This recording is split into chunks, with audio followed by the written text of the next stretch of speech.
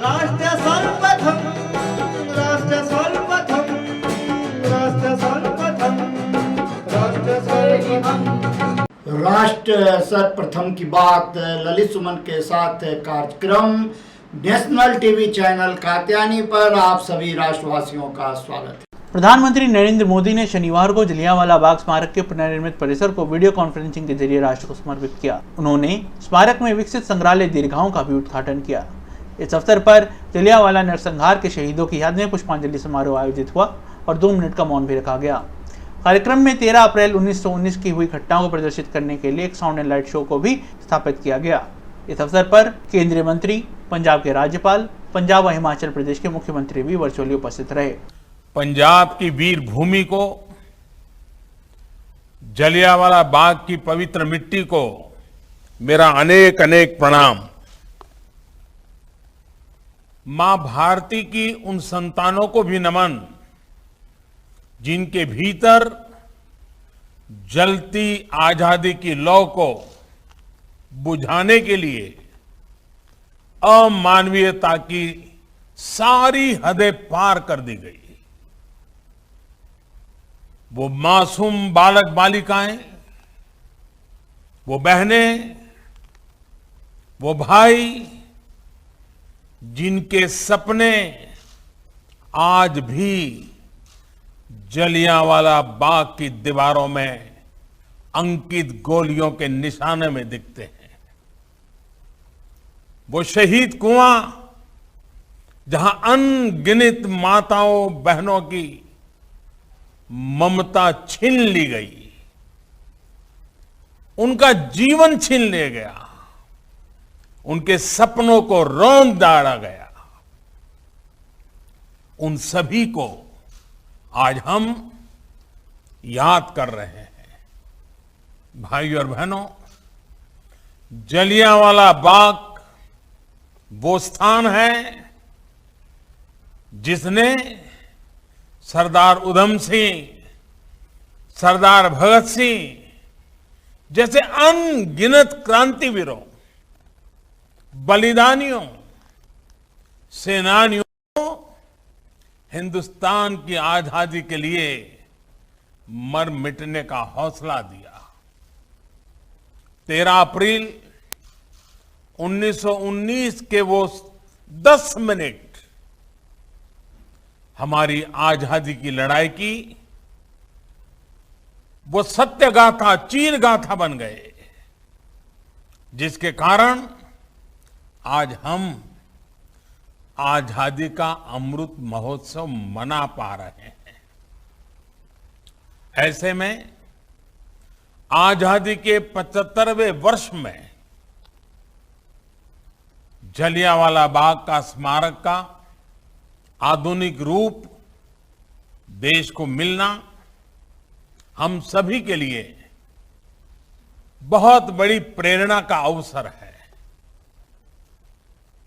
मुझे पूरा विश्वास है कि जलियांवाला बाग की ये धरती हमें हमारे संकल्पों के लिए सतत ऊर्जा देती रहेगी और देश अपने लक्ष्यों को जल्द पूरा करेगा।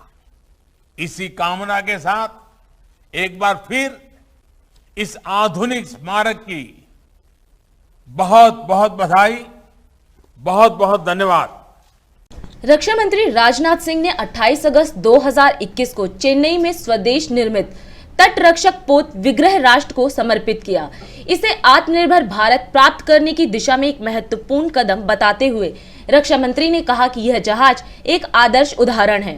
प्रधानमंत्री नरेंद्र मोदी द्वारा परिकल्पित आत्मनिर्भर भारत के सपने को साकार करने के लिए सार्वजनिक और निजी क्षेत्रों के बीच सफल साझेदारी और भारत की तटीय रक्षा क्षमता में महत्वपूर्ण सुधार का प्रतिबिंब भी है। यह कहते हुए कि सार्वजनिक निजी भागीदारी आत्मनिर्भर भारत को प्राप्त करने का मार्ग है, उन्होंने इस बात पर प्रकाश डाला कि भारतीय रक्षा के इतिहास में पहली बार 1 या 2 नहीं बल्कि 7 जहाजों के अनुबंधों पर एक निजी क्षेत्र की कंपनी के साथ हस्ताक्षर किए गए हैं। और इससे भी महत्वपूर्ण बात यह है कि 2015 में इस समझौते पर हस्ताक्षर करने के 7 वर्षों के भीतर न केवल लॉन्च बल्कि इन सभी 7 जहाजों की कमीशनिंग भी आज पूरी हो गई है। हम एक मजबूत और शक्तिशाली सेना और एक आत्मनिर्भर रक्षा उद्योग विकसित करने में कोई कसर नहीं छोड़ रहे हैं। इसके साथ ही उन्होंने रक्षा क्षेत्र में लाइसेंसिंग की प्रक्रिया को सरल बनाने, AON और RFP प्रक्रियाओं को तेज करने, निर्यात पर जोर देने, निजी क्षेत्रों को प्रोत्साहित करने, रक्षा गलियारों की स्थापना, नई रक्षा अधिग्रहण प्रक्रिया 2020 की घोषणा सहित कुछ सुधारों को सूचीबद्ध किया।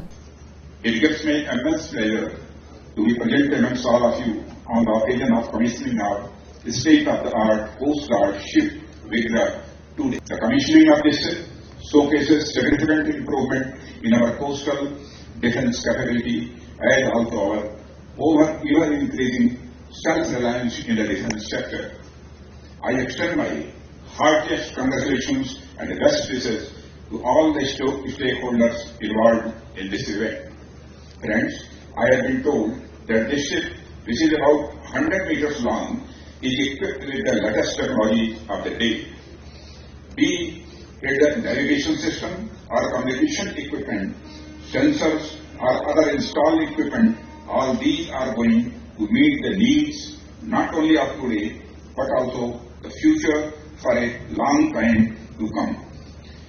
It will not go into much technical details about the ship, but I will definitely say a couple of things about which I am very happy. First, from its design, construction to development, the ship is completely indigenous. And second, that for the first time in the history of Indian defense, contracts for not one or two, but 7 vessels have been signed with a private sector company.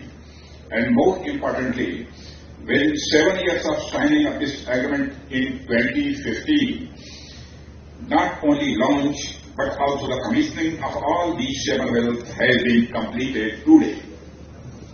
I am also told that all these ships have been delivered ahead of schedule. I would like to congratulate L&T Patil on this important achievement. Friends, with the inclusion of the state-of-the-art vessels, the capability of the Indian Coast Guard has increased tremendously. The journey of growth of our Indian Coast Guard, which began with a modest 5 to 7 small boats, has today grown to over 20,000 active personnel, over 150 vessels, and a fleet of over 65 aircrafts. I once again congratulate all of you. On behalf of the government, I wish you all success in your future endeavors while assuring all kind of cooperation.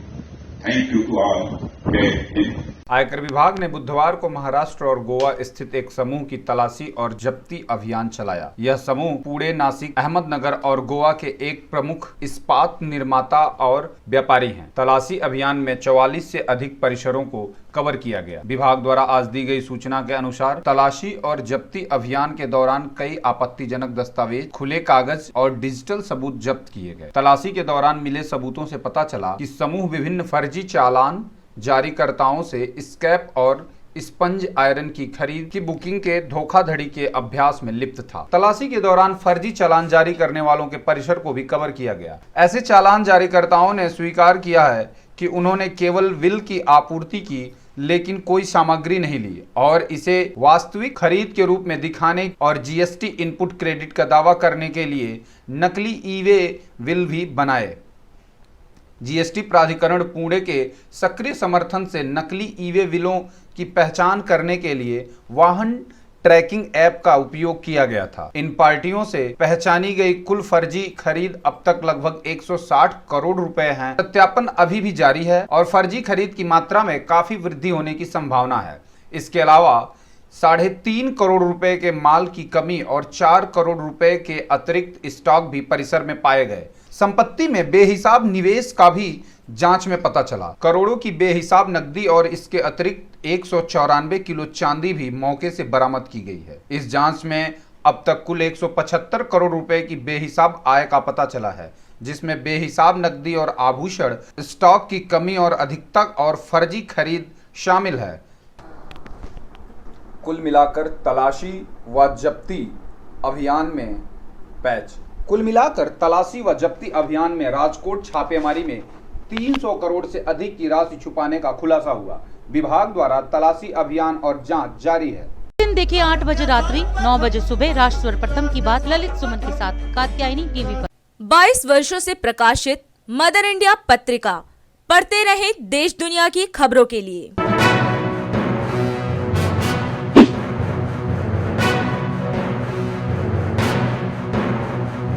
26वें वर्ष में आपके लोकप्रिय समाचार पत्र India दर्पण का प्रवेश। आप देखते रहें अपने क्षेत्र की खबरें।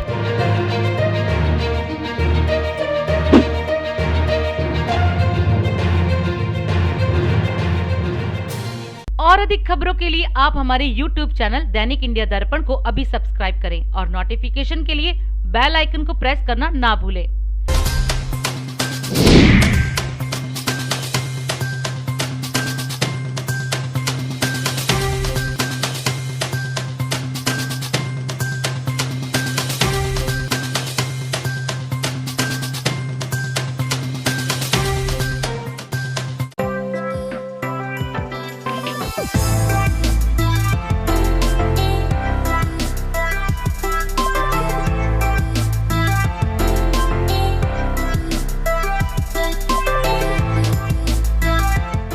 दानापुर रेल मंडल के अंतर्गत आरा जंक्शन पर आज वीडियो कॉन्फ्रेंसिंग के माध्यम से केंद्रीय मंत्री नितिन गडकरी ने घुमटी इलाके में बने रोड ओवरब्रिज का उद्घाटन किया। इस अवसर पर क्षेत्रीय सांसद राजकुमार सिंह उपस्थित रहे। ओवरब्रिज के बनने से आरा और आसपास के 180 से अधिक पंचायतों के लोगों को राहत मिलेगी। मुझे बहुत खुशी है कि आर.के. सिंह जी पिछले अनेक दिनों से इस समस्या के जिक्र मेरे साथ करते थे और मुझे बता रहे थे कि यहाँ जो आरओबी न होने के कारण कितना ट्रैफिक जाम होता है, लोगों को कितना तकलीफ़ होती है, वो आपकी तकलीफ़ मेरे कान पर बार बार वो बहुत प्रभावी रूप से रखते थे। मुझे आज खुशी हुई है कि इसका निर्माण कार्य पूरा होके आरा की जनता को विशेष रूप से जो तकलीफ़ है उससे मुक्ति मिली है। इसका श्रेय हमारे ऊर्जा मंत्री और आपके सांसद डॉक्टर आर.के. सिंह जी को है कि जिनके कारण आज आपको निश्चित रूप से राहत मिली है। इसलिए मैं जनता का अभिनंदन भी करता हूं, उनको बहुत बहुत धन्यवाद देता हूं और शुभकामनाएं भी देता हूं। ये आरा शहर में 4 लेन का आरओबी हमने निर्माण किया है। इसकी कीमत करीब 100 करोड़ रुपए है और इसकी लंबाई 220 मीटर की है। विशेष रूप से महत्वपूर्ण यही है कि इस ब्रिज के कारण जो रेलवे फाटक है वो बंद हो जाएगा और जिससे आपको बहुत बड़ी राहत मिलेगी। मोहनिया जिले के NH 30 से होते हुए NH 2 तक कनेक्टिविटी बेहतर भी होगी और आरा से पटना, बक्सर, सासाराम एवं मोहनिया के बीच यातायात सुगम हो जाएगी। मुझे बहुत खुशी है कि एक प्रकार से हमारे आर.के. सिंह साहब का विशेष आग्रह था, उनकी मांग भी पूरी हुई और जनता को समाधान भी मिला है। इसमें मुझे भी खुशी हो रही है। निश्चित रूप से मैं आर.के. सिंह जी को और आप सबको बहुत बहुत धन्यवाद देता हूं। उन्होंने जो मांग की है मिसिंग लिंक ऑफ जो 11.80 किलोमीटर फ्रॉम पाटार टू कायम नगर, इसके बारे में उन्होंने कहा कि एडिशनल स्पर जो है जो पटना आरा सासाराम ग्रीनफील्ड प्रोजेक्ट है उसके लिए निश्चित रूप से कंप्लीट रोड करना चाहिए।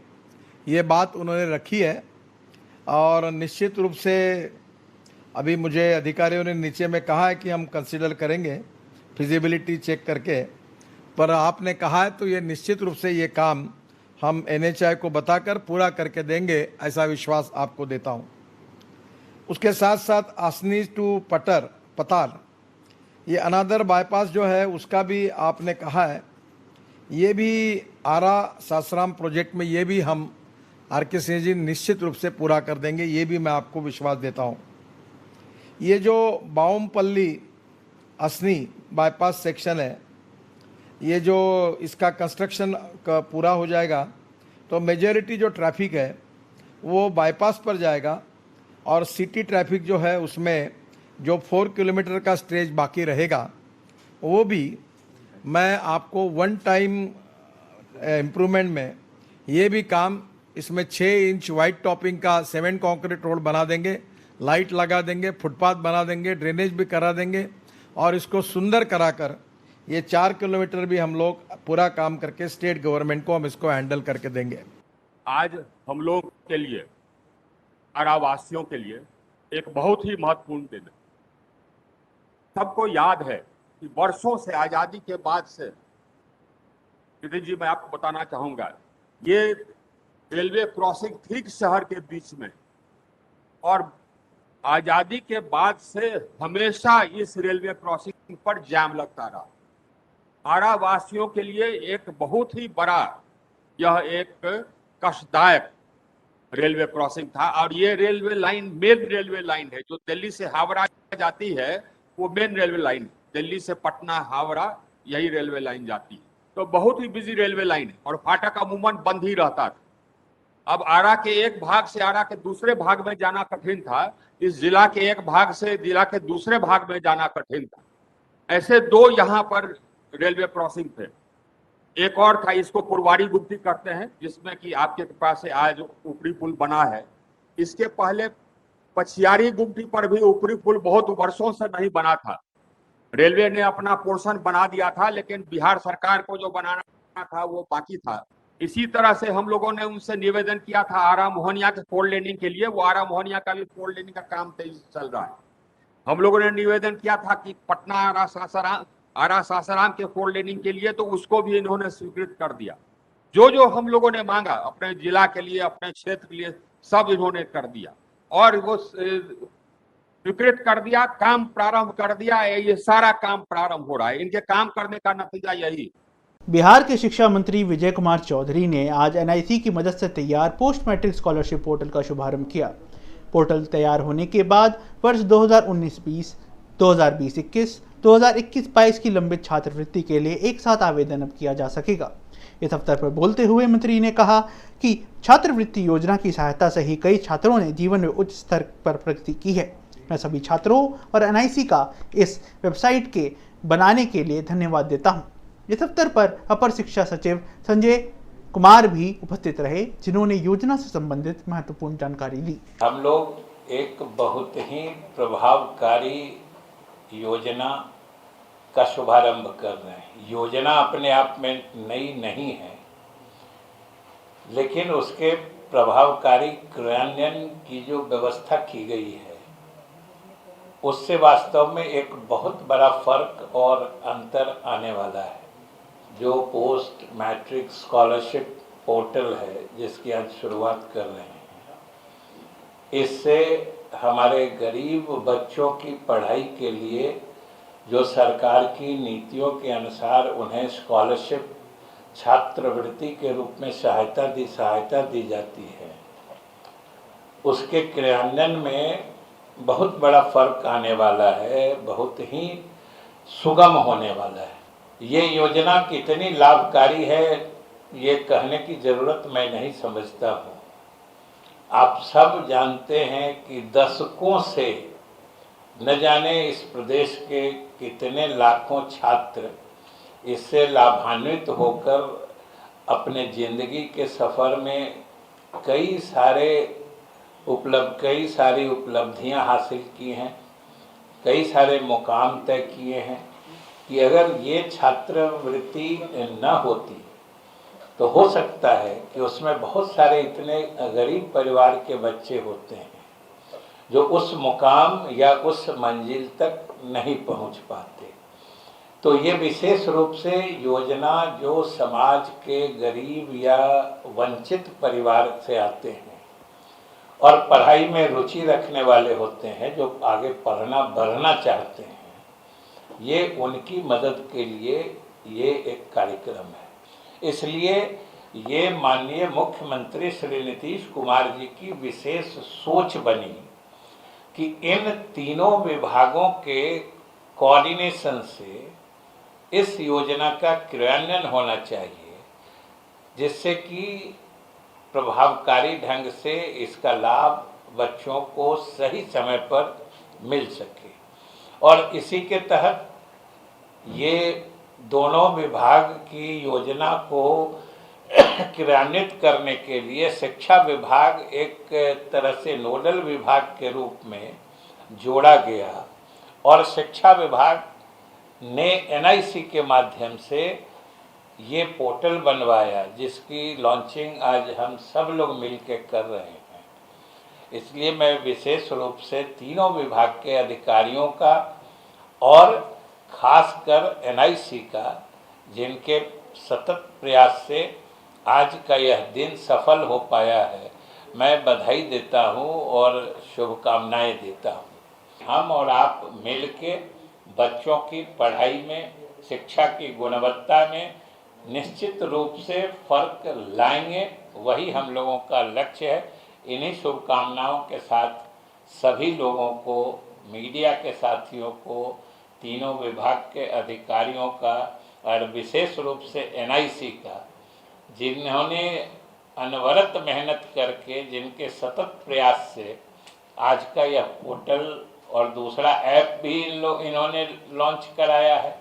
पोर्टल के साथ ही उसका जो कॉरेस्पॉन्डिंग ऐप है, मोबाइल ऐप, उसका भी लॉन्चिंग इन्होंने कराया है। इसके लिए हम बधाई देते हैं, शुभकामना देते हैं। सभी लोगों को बहुत बहुत धन्यवाद। राज्य सरकार ने ये निर्णय लिया है कि चाहे अनुसूचित जाति, अनुसूचित जनजाति कल्याण विभाग की छात्रवृत्ति हो पोस्ट मैट्रिक, या बीसी ईबीसी डिपार्टमेंट की हो, माइनॉरिटी वेलफेयर से भी हो, इन सब के लिए बजटरी प्रावधान संबंधित विभाग करते हैं, लेकिन उसका वितरण शिक्षा विभाग के माध्यम से कराया जा रहा है। और पूर्व में हम लोगों ने नेशनल स्कॉलरशिप पोर्टल का इस्तेमाल किया था, लेकिन उसको इस्तेमाल करने में कई प्रकार की ऑपरेशनल कठिनाइयां हम लोगों को हो रही थी। वो कहते हैं कि वन शू फिट्स ऑल में वो कभी कभी दिक्कत हो जाती है। इसलिए ये लगातार आवश्यकता महसूस की जा रही थी कि विभाग के पास या राज्य सरकार के पास अपना एक स्टेट स्कॉलरशिप पोर्टल होना चाहिए। और इसके लिए मैं अपने एनआईसी और उनके जो भी पदाधिकारीगण हैं, विशेष शैलेश जी, मैं उनको विशेष रूप से धन्यवाद देना चाहूंगा कि एक बहुत कम समय में इस स्टेट स्कॉलरशिप पोर्टल को विकसित किया गया है और इसमें जो फीचर्स दिए गए हैं वो एकदम स्टेट ऑफ द आर्ट है। और ये this is one of the best portal for distribution of post matric scholarship. Pankaj ji ने भी बताया आप लोगों को कि किस प्रकार से जो राशि की जो अधिसीमा थी उसको राज्य सरकार ने कुछ भारत सरकार के द्वारा लिए गए निर्णय के क्रम में उससे 2.5 लाख तक किया गया, लेकिन माननीय मुख्यमंत्री जी के भी प्रेरणा से उसको 2.5 से 3 लाख तक भी किया गया है। हम लोगों के लिए चैलेंज था और हम लोगों का मानना है और सबका मानना है कि यदि हम किसी को स्कॉलरशिप दे रहे हैं तो वो समय पर मिलना चाहिए, और समय के बाद जो स्कॉलरशिप मिलती है उसकी उपयोगिता और प्रासंगिकता दोनों कम हो जाती है। तो ये बहुत आवश्यक है, लेकिन ये भी आवश्यक है कि हम सही व्यक्ति को सही समय पर दें, और इसके लिए जितना टेक्नोलॉजी का इस्तेमाल किया जा सकता है उसे किया जाए ताकि पारदर्शी तरीके से सभी को दिया जा सके। और मुझे आज बड़ी खुशी है कि आज इसका लोकार्पण हमारे माननीय उप मुख्यमंत्री और मंत्री शिक्षा और मंत्री अनुसूचित जाति और अनुसूचित जनजाति कल्याण विभाग के कर कमलों से किया जाता है। तो ये आज का दिन हम लोगों के लिए बहुत ही अच्छा दिन है और आज दो बहुत ही प्रमुख चीजों का लोकार्पण किया जा रहा है। एक memorandum of understanding, but this state scholarship portal मेरे विचार से एक बहुत ही अच्छा इंटरवेंशन है, और इससे हमारे बच्चे जो राज्य के हैं, जो राज्य के बाहर और राज्य के अंदर पढ़ रहे हैं, उनको हम सब बेहतर सेवा दे पाने में सक्षम होंगे। और जो लास्ट पॉइंट है जो मैं कहना चाहूंगा कि विभाग एक कॉल सेंटर भी विकसित कर रहा है, उसके लिए हम लोगों ने अभी RFP फ्लोट किया हुआ है। तो इस कॉल सेंटर से भी हम इसको जोड़ देंगे ताकि यदि कभी किसी को कोई भी किसी प्रकार की कोई परेशानी हो और ग्रीवांस हो तो उसकी लगातार जानकारी विभाग को प्राप्त होती रहे और उसके क्रम में हम सबको बेहतर सेवा देने के लिए कृत संकल्पित रहे। उत्तर इंडिया पत्रिका पढ़ते रहे देश दुनिया की खबरों के लिए।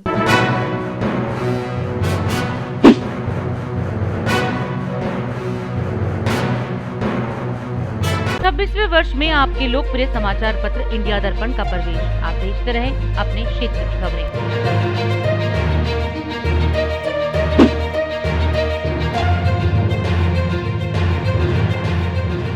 दिल्ली में कांग्रेस को फिर से झटका लगा है। भाजपा मुख्यालय में आयोजित हुए एक समारोह में प्रदेश भाजपा अध्यक्ष आदेश गुप्ता के नेतृत्व में कांग्रेस लक्ष्मीनगर ब्लॉक अध्यक्ष राजेश खिंद्री और जगदीश ठाकुर के साथ कई कांग्रेसी कार्यकर्ताओं ने भाजपा की सदस्यता ग्रहण की।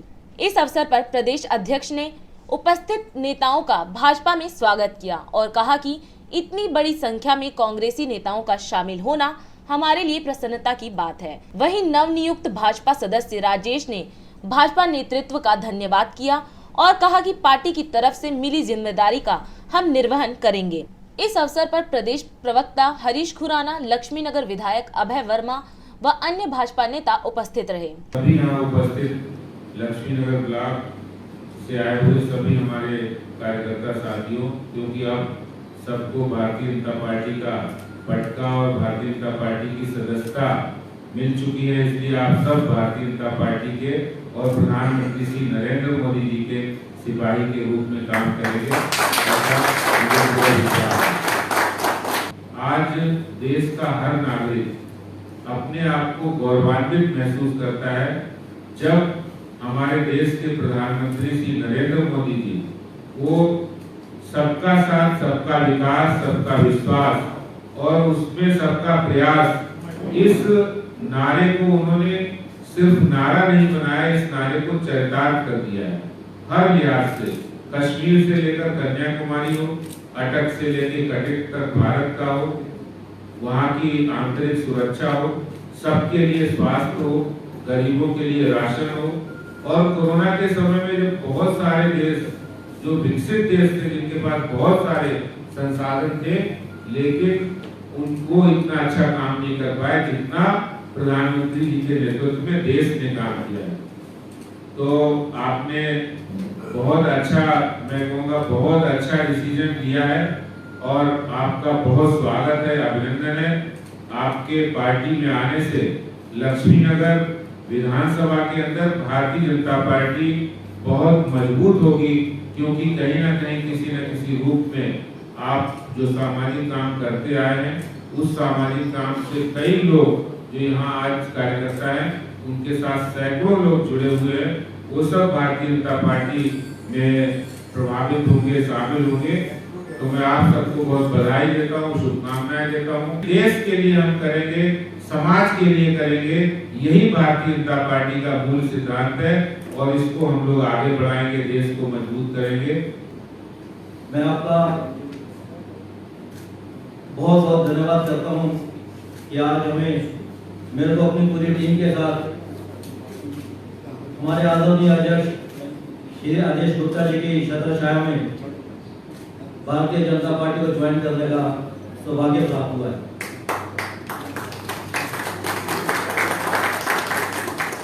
हम काफी समय से सोच रहे थे कि भारतीय जनता पार्टी को ज्वाइन किया जाए और उस पार्टी को ज्वाइन किया जाए जिसकी एक विचारधारा है। जहां विचारधारा नहीं होती है वो पार्टी कभी नहीं चलती है।